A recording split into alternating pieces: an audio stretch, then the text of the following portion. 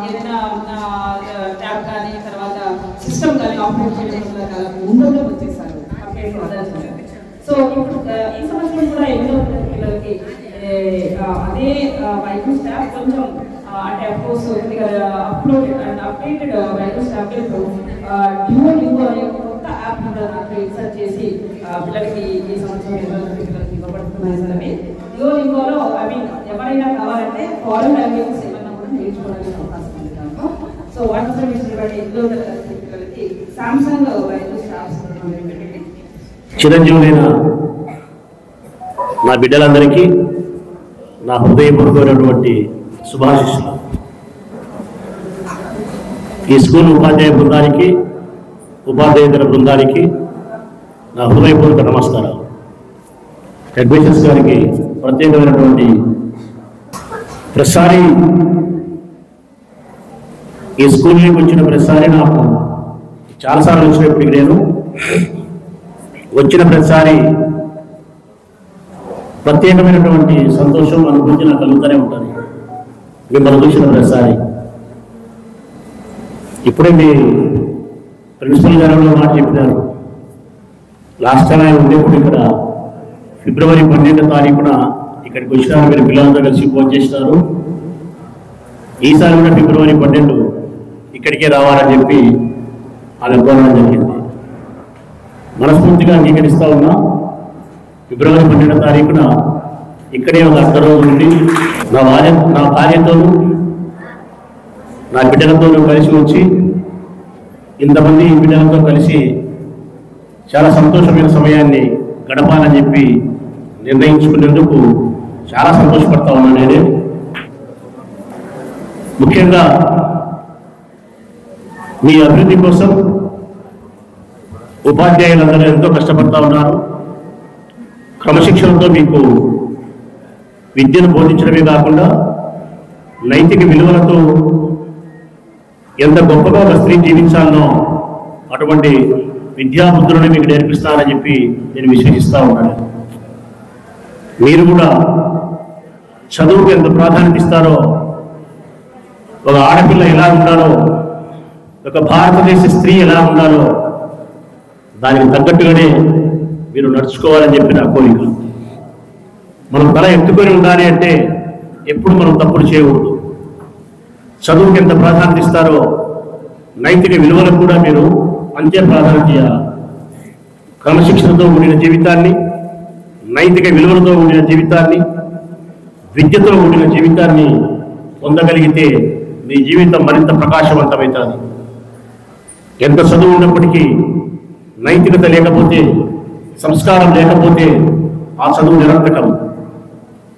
నీ చదువు నీకు వెన్న తేవాలి అంటే, నీ చదువు నీ వ్యక్తిత్వాన్ని ప్రకాశింపజేయాలి అంటే నీ చదువు తోడు నీ నైతిక విలువలు, సంస్కారం చాలా అవసరం. మానవత్వాన్ని మించినటువంటి మహోన్నతమైన సంపద మరొకటి లేదు బిడ్డలారా. ఇది బాగా మీరు గుర్తుపెట్టుకోండి. సంపద గొప్పది, సంపద కంటే జ్ఞానం గొప్పది, జ్ఞానం కంటే మానవత్వం గొప్పది. ఈ మానవత్వాన్ని మించిన మరొక గొప్పటి ఈ సృష్టిలోనే లేదు. అందుకే నా బిడ్డలతో సమానమైన మిమ్మల్ని అందరికీ కూడా మీ తండ్రిలాగా భావించి మీకు చెప్తా ఉన్నా, మంచి చదువును, చదువుతో పాటు సంస్కారాన్ని, అన్నిటికీ మించిన మంచి హృదయాన్ని ఏర్పాటు చేసుకోండి. మానవతా విలువలతో కూడిన జీవితాన్ని గడపండి. మీ హృదయంలో కరుణ, జాలి, దయ, అహింస, ప్రేమ, ఈ 5 లక్షణాలు మీకు ఉండాలి. నా బిడ్డలకి 5 లక్షణాలు ఉండాలని చెప్పి మనస్ఫూర్తిగా పరమేశ్వరుని ప్రార్థన చేస్తూ ఉన్నా. ఎప్పుడైతే మీరు మంచి చదువును అభ్యసిస్తారో, ఎప్పుడైతే మీరు నైతిక విలువలతో జీవిస్తారో ఈ సమాజం మిమ్మల్ని గొప్పగా గుర్తిస్తుంది, గొప్పగా గౌరవిస్తుంది. మీ జీవితం కూడా చాలా ఆనందదాయకంగా ఉంటుంది. ఒక్క 10 సంవత్సరాలు మీరు కష్టపడితే 24-25 సంవత్సరాలు మీకు వయసు వచ్చేంత వరకు విద్య పట్ల, క్రమశిక్షణ పట్ల మీరు దృష్టి పెట్టగలిగితే, మీ అధ్యాపకుల యొక్క ఆలోచన విధానానికి అనుకూలంగా మీరు నడుచుకోగలిగితే తక్కిన మీ జీవితం అంతా కూడా 60 సంవత్సరాలు గొప్పగా జీవించగలుగుతారు. ఈ బాల్యమైన దశలో, ఈ విద్యార్థి దశలో మీరు చదువు పట్ల అనాసక్తిని చూపించిన, అనైతికమైనటువంటి ఆలోచనతో మీరు కాలం వెళ్ళబుచ్చిన ఈ 10 సంవత్సరాల తర్వాత ఈ జీవితం అంతా మీరు బాధపడాల్సిన పరిస్థితి, గౌరవ మర్యాదలకు, కీర్తి ప్రతిష్టలకు, సుఖమైన జీవితానికి మనం దూరంగా వాల్సిన పరిస్థితి వస్తుంది. అట్టి పరిస్థితులకు రాకూడదు. పేదరికమైన కుటుంబంలో వచ్చిన మనకు ఏకైక ఆయుధం, మన దగ్గర డబ్బు లేదు, మన దగ్గర రాజకీయ పలుకుబడి లేదు, మన దగ్గర మరొకటి ఏమీ లేదు. మనకున్నదల్లా ఒక్కటే, పేదరికంలో జన్మించిన మనకు మన ఆయుధం చదివే. చదివే మన ఆయుధం. ఆ ఆయుధంతోనే ఈ ప్రపంచాన్ని జయించగలిగినటువంటి శక్తిపరుడుగా మీరు తయారవుతారు. ఇది మీరు బాగా గమనించమని, మీ తండ్రి లాంటి నా మాటను మీ గుండెలలో పదిలంగా దాచుకుంటారని, చదువుకు ప్రాధాన్యత ఇస్తూ భారతీయ స్త్రీకి ప్రతిబింబంలాగా మీరు నా బిడ్డలు ఉండాలని చెప్పి మనస్ఫూర్తిగా కోరుకుంటా ఉన్నాను. నేను ఫిబ్రవరి 12వ తారీఖున ఇక్కడికి రావడం మీ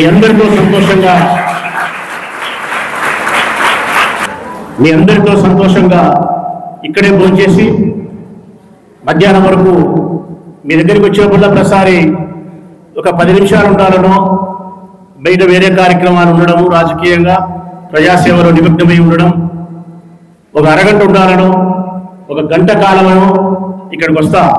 ఇక్కడికి వచ్చిన తర్వాత బయట ప్రపంచంలో నాకుండే షెడ్యూల్ అంతా కూడా నేను మర్చిపోయి మీ ముఖాలు చూసిన తర్వాత చంద్రబింబం లాంటి మీ ముఖాలు, మీ తలపై నుండి ఆ నల్లని కుదులు, అందులో ఆ తెల్లటి ఆ వర్ణం చూస్తే ఎంత అందం ఉంది, ఇక్కడ చూస్తే తెలుస్తుంది అంత అందం ఉంది.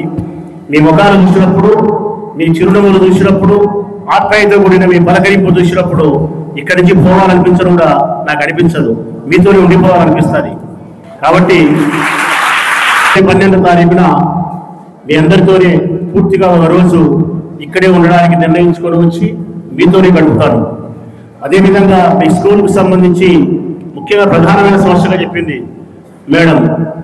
ఒకటి శానిటేషన్ విభాగానికి సంబంధించి పైప్ లైన్ వర్క్ అంతా కూడా పాడైపోయింది. ఏవైతే పైప్ లైన్ వర్క్ పాడైపోవడం వల్ల ఆ బాత్రూమ్ సిస్టమ్ అంతా ఫెయిల్ అయిపోయింది. అందులో ఆ సప్పట కానీ అదంతా కూడా పాడైపోయి పిల్లలకి ఇబ్బందిగా ఉంది. కంప్లీట్గా డోర్లు కానీ ఆ బాత్రూంలో ఉండే ఆ పైప్ లైన్ వర్క్ కానీ ఆ సిస్టమ్ అంతా బాగు చేయాలంటే సుమారు 13-14 లక్షల రూపాయలు అయితే కానీ మన పిల్లలకు మేలు జరగదు అని చెప్తా ఉంది. నిజమేనా? ఇబ్బందిగా ఉందా ఇబ్బంది?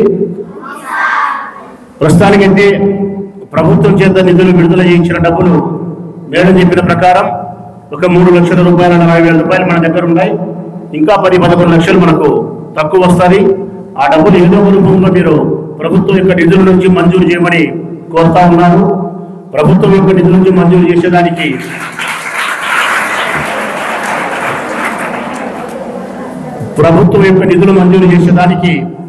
ఈ గురుకుల పాఠశాలకు సంబంధించి సర్వశిక్ష అభియాన్ కానీ లేకపోతే కలెక్టర్ గారు కానీ గ్రామ పంచాయతీ కానీ మండల పరిషత్తుకు సంబంధించిన ఫండ్స్ను ఏదో ఒకటి మనం అడగాల్సిన పరిస్థితి ఉంటుంది.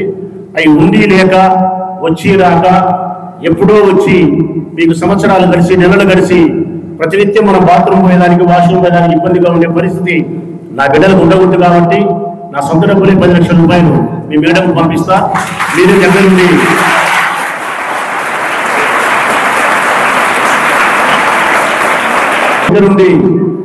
మీకు కావాల్సిన బాత్రూమ్ను, ఆ water pipe line system, sanitation సంబంధించిన వర్క్ ఏమైతే ఉందో ఎక్కడెక్కడన్నా చిన్న చిన్న పనులు డోర్లకు అందుకుంటే అవన్నీ కూడా నేను పంపించే 10 లక్షలు మేడం దగ్గర ఉండే 3 లక్షలతో కలిపి ఆ వర్కులంతా పూర్తి చేస్తారని చెప్పి భావిస్తూ మనస్ఫూర్తిగా మీ అందరికీ నా శుభాకాంక్షలు. ఈ వీడియో మీకు నచ్చినట్లయితే లైక్ బటన్ క్లిక్ చేయండి.